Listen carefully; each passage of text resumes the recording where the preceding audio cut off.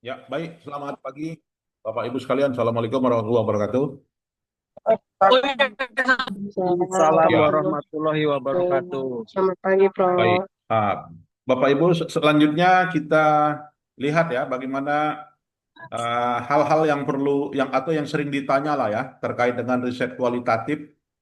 Nah, di mana di sini kalau riset kualitatif di sini itu sifatnya pada pertemuan kita minggu lalu itu yang di mana kualitatif itu mengarah kepada apa ya, menginginkan dalam bentuk apa ya, berupa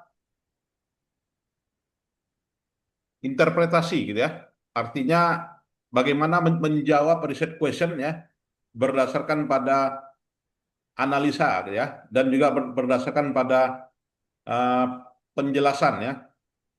Dalam riset kualitatif mengacu kepada keinginan untuk melihat kredibilitas, kemudian juga transferability dan juga trustworthiness yang ada di lapangan gitu ya. Itulah esensinya dari riset kualitatif.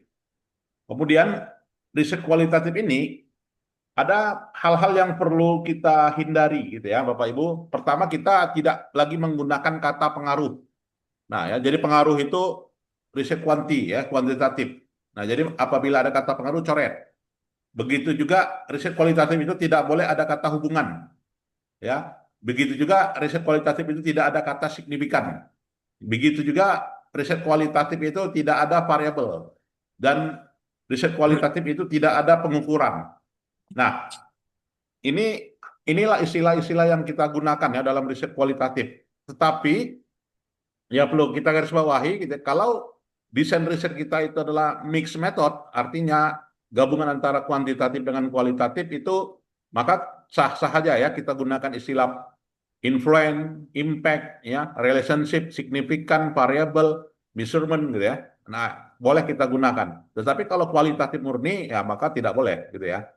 Nah, ini Bapak Ibu yang kita katakan dengan istilah-istilah yang dihindari dalam riset kualitatif. Dan fokus pertanyaan kualitatif itu menggunakan kalimat how and why gitu ya. Difokuskan pada memahami ya, to understand, to explore, to describe, to identify, to explain ya dari sebuah realita. Nah, ini ya. Jadi selalu kita gunakan kata bagaimana gitu kan. Misalnya bagaimana aparat desa memahami esensi makna akuntabilitas, bagaimana memahami konstruksi wakaf, ya, bagaimana respon pelaku adopsi standar internasional IFRS sebagai basis pelaporan. Nah, ini di sini adalah pendekatannya pendekatan kualitatif ya, penggunaan istilahnya, Bapak Ibu. Dan riset kualitatif itu induktif ya, tidak menguji kebenaran teori. Kemudian teori itu hanya sekedar cermin ya atau pisau untuk memahami, menganalisa fenomena yang diteliti. Jadi teori dapat muncul di lapangan. Ya, jadi tidak ada landasan teori ya, Bapak Ibu dalam riset kualitatif kecuali mixed method. Nah, kalau mixed method oke ya, ada namanya landasan teori. Dan hasil dari riset kualitatif itu menemukan teori. Menemukan teori, mengkritisi teori, memperbaiki teori yang ada ya, dan menggunakan teori sosial lainnya. Nah, data kualitatif di sini kita dapatkan bisa berupa kata. Nah, makanya riset kualitatif ya desainnya selalu dengan wawancara gitu kan. Wawancara dengan informan kunci gitu kan. Nah, ada kata informan kunci. Berarti kalau informan kunci satu orang. Nah, kalau dia informan kuncinya satu orang berarti kata-katanya yang mau kita dapatkan gitu kan. Maka uh, itu kategorinya adalah data non numerikal, bukan angka ya kan. Bisa juga gambar, bisa juga video ya. Jadi itu data kualitatif. Data kualitatif juga bisa menceritakan sikap dan perilaku. Nah, kemudian data kualitatif juga bisa kita dapatkan dari deskripsi, ya artinya menggambarkan peristiwa. Data kualitatif juga bisa kita explanatory, menjelaskan. Nah, dari pendekatan metodenya interview, metodenya FGD, metodenya pidato, metodenya dapat catatan harian, metodenya dokumen, observasi, media visual, website dan juga media sosial ya, media visual dan media sosial. Nah, inilah data-data kualitatif, Bapak Ibu. Dan apa ya, dalam riset kualitatif itu selalu kita menuliskan pertanyaan ya dan menjawab. Nah, jadi untuk menjawab pertanyaan, data yang saya perlukan bagaimana data saya peroleh, dan kalau datanya diobservasi bagaimana observasinya, dan jika menggunakan wawancara bagaimana wawancaranya. Jadi dalam pengumpulan datanya, dengan kata lain observasi ya, itu ciri khas dari kualitatif. Dan dari kualitatif kalau dulu ya pendekatannya sebelum menggunakan aplikasi gitu kan. Nah, di sini kita ada tabel-tabel gitu ya, menggunakan kertas yang sudah disusun, ya kan. Di sini ada namanya tabel wawancara ya, hasil wawancara. Nah, disebutkan wawancara keberapa, siapa nama informannya, boleh diisi, boleh tidak, pekerjaannya, periode eh, periode pertanyaannya, tempatnya gitu ya. Kemudian juga apa ya, uh, codingnya ya, codingnya. Dan dari uraian wawancara di sini, maka kita kategorikan ya, apakah wawancara yang pertama, kedua, ketiga. Ya, jadi difokuskan pada aspek non teknis dan pertanyaannya bersifat terbuka dan memperoleh data sebanyak mungkin dan direkam ya. Kalau dulu rekamnya dengan Walkman gitu ya. Baik, berikutnya, nah, dalam membuat catatan ya dari hasil wawancara Bapak Ibu gitu ya, maka di sini kita menggunakan ya observation note gitu ya. Jadi ditentukan ya waktunya, tempatnya, ya kejadiannya apa gitu kan, maknanya.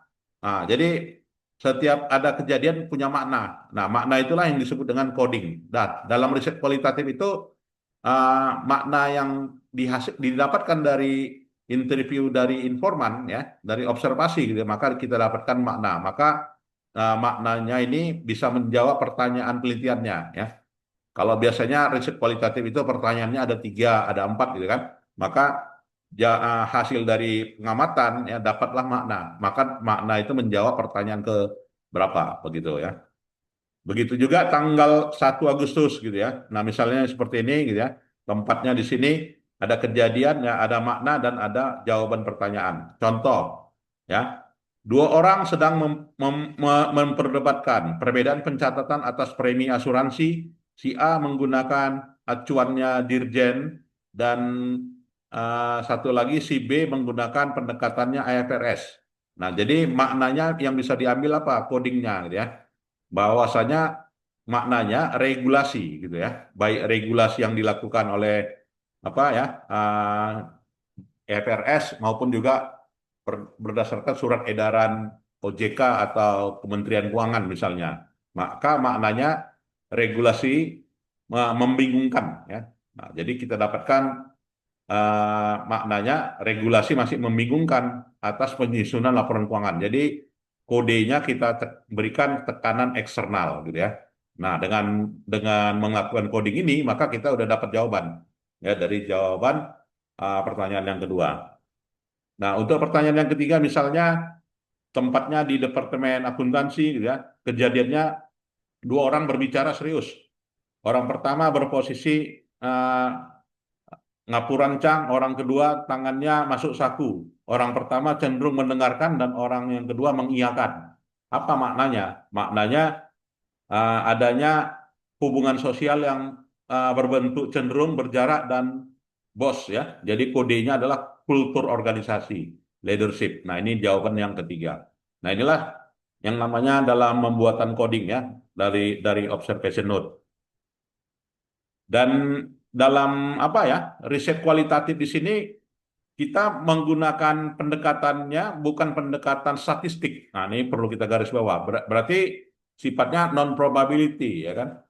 Non probability artinya metodenya adalah metode non probability, bisa berupa purposive, bisa berupa snowball gitu ya. Nah, ini yang dikatakan dengan cara kita memilih informan ya. Kenapa kita pilih informan dalam FGD informannya Kepala Bank Indonesia misalnya.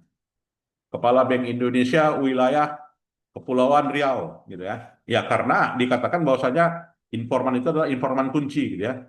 informan yang mampu memberikan informasi sesuai dengan tujuan. Dianggap informan itu memahami aspek regulasi dan juga memahami eh, aspek standar internasional IFRS tadi gitu ya. Nah, jadi ini dengan kata lain memilih informan pendekatannya adalah pendekatan apa ya, non probability ya. Nah, ini perlu kita garis bawahi dalam riset kualitatif.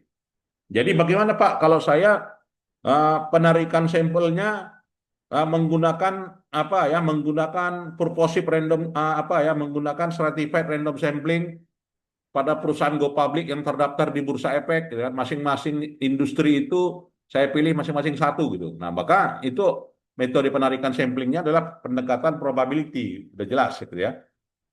Nah, ketika itu kita gunakan dalam riset kuantitatif, riset kualitatif, maka tidak relevan. Artinya, kalau kita ingin mau mengobservasi pada perusahaan yang go public tersebut, maka tidak perlu kita stratifikasi, gitu kan. Maka kita cukup pilih saja, misalnya ketua otoritasnya atau direkturnya, gitu kan. Nah, jadi tidak harus proporsional, gitu ya.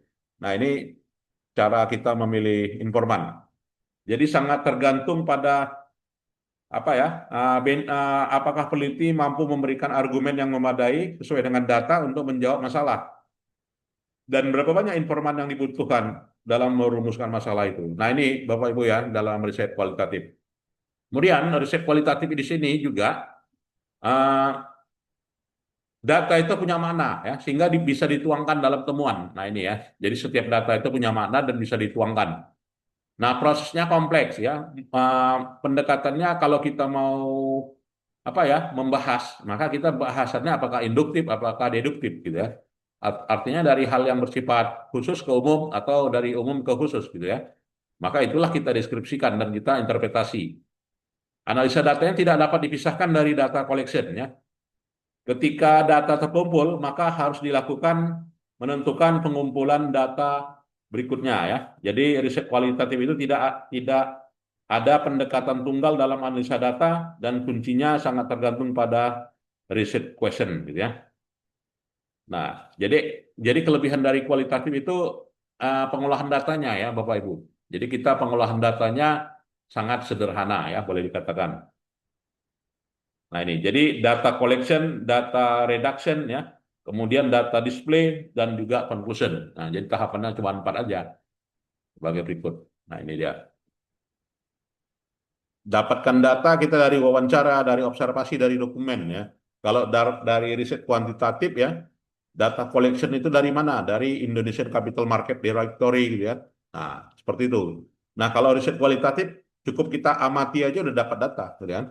Cukup kita tanyain saja udah dapat data, gitu kan? Sudah kita amati dokumen udah dapat data. Nah ini ya. Dari wawancara, dari observasi itu tidak semuanya juga relevan, begitu kan? Ada yang tidak relevan, maka yang tidak relevan itu dikurangi ya di data reduction ya. Jadi singkirkan data yang tidak relevan. Sedangkan hasil dari data yang tidak relevan yang sudah dikeluarkan maka data display ya. Jadi data display dalam bentuk skema dan dalam bentuk tabel ya.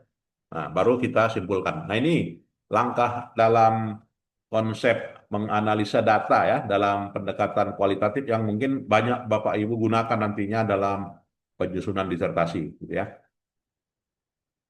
Dan langkah-langkah analisa datanya di sini bisa dalam bentuk open coding, ya, Excel coding, selecting coding, dan juga core concept.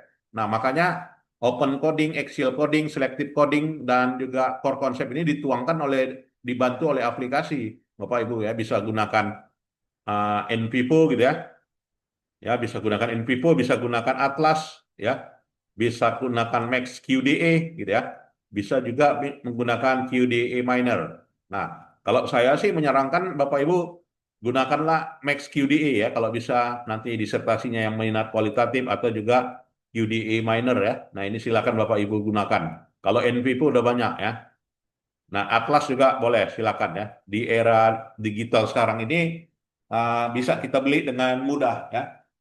Bisa kita beli dengan mudah. Kalau dulu kita belinya harus ke Jakarta gitu kan, harus pakai CD gitu kan. Nah, ini sekarang masuk ke email, dapat link, udah install di laptop. Nah, itu silakan Bapak Ibu nanti disertasinya juga gunakanlah beberapa aplikasi selain NPPO ya, saya kira. Nah, jadi di sini aplikasi tersebutlah gunanya untuk apa ya, mendefinisikan pertanyaan yang terbuka, gitu kan. Kemudian mengklasterkan pertanyaan kategorikal ya, dan juga menseleksi dan juga membangun konsepnya. Nah, ini langkah dalam pengolahan data kualitatif yang sederhana menurut saya ya. Dan kode-kode di sini dapat memberikan apa ya, atribut sumatif yang dipandang untuk menangkap esensi yang ada pada teks atau juga visual ya. Jadi wawancara di sini akan memunculkan kode ya. Nah, jadi dalam memulainya kita membaca transkrip ya. Buat catatan hal yang menarik pada saat transkrip, lakukan pre-coding ya. Dan tanyakan ya pada diri sendiri pada saat melakukan coding apa yang sedang terjadi, asumsi yang berada di balik peristiwa, apa yang ingin disampaikan ya, secara esensial apa sebenarnya informan, apa maksud informan melakukan itu, apa maknanya dan perasaan apa yang tercermin lewat pernyataan informan itu. Nah, ini hal-hal yang perlu kita inspirasi menjadi bagian dari apa ya, pada saat melakukan pemaknaan ya atau coding tadi. Ini dalam riset kualitatif. Nah, jadi untuk memulainya ya seperti ini ya. Diinterview lah ya orangnya, ditanyakan lantas dapat jawaban gitu kan. Ditanyakan lantas dapat jawaban. Pertanyaannya tiga, jawabannya tiga gitu kan. Jadi secara keseluruhan gagasan umum yang terkandung di dalam jawaban itu itulah data gitu ya. Bagaimana gagasan itu bersifat positif atau juga negatif dalam pemaknaannya dan bagaimana kesan dari partisipan ini. Lantas kita susun ya jadi laporan. Nah, itu sederhana ya Bapak Ibu untuk riset kualitatif ini ya. Kita tulis pendahuluan, kita buat kajian literatur. Nah, jadi namanya literatur review gitu ya. Bukan theoretical review gitu ya. Bukan landasan teori, tetapi kajian literatur. Nah, ini bedanya antara kuantitatif dengan kualitatif di bab 2 ya. Selanjutnya metode, kemudian pembahasan, dan juga kesimpulan, dan lampiran. Nah, ini. Jadi lampirannya apa ya? Untuk pembahasan dan hasil, nah di sini kita pisahkan ya. Mana mana hasil, mana pembahasan gitu ya. Beda itu antara hasil dengan pembahasan. Baik, Bapak Ibu sekalian, mungkin ada yang mau kita diskusikan untuk riset kualitatif ini.